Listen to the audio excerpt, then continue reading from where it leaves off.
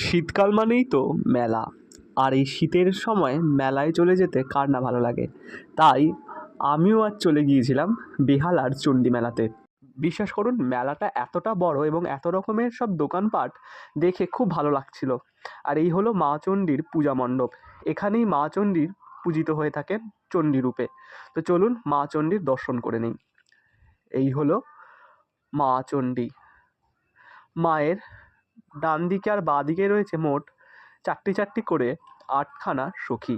দেখুন কি সুন্দর মাকে হাওয়া করছে চামর দিয়ে এবং বিভিন্ন রকমের থালা সব ধরে রেখেছে এবং প্রণাম করছে সব সখীগণ। শাস্ত্রসম্মতভাবে ইনিই হচ্ছেন দেবী চণ্ডী। ধ্যান মন্ত্র অনুযায়ী দেবী চণ্ডীর যে রূপ বর্ণনা করা হয়েছে এই সেই রূপ।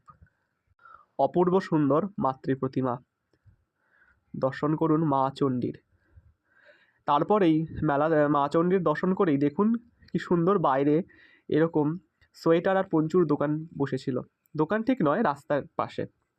আর এখানে কত সুন্দর সুন্দর সব চাদর, কম্বল, বিভিন্ন রকমের সোয়েটার, মাফলার, টুপি, মাঙ্কি ক্যাপ, এই সব কিছুই ছিল।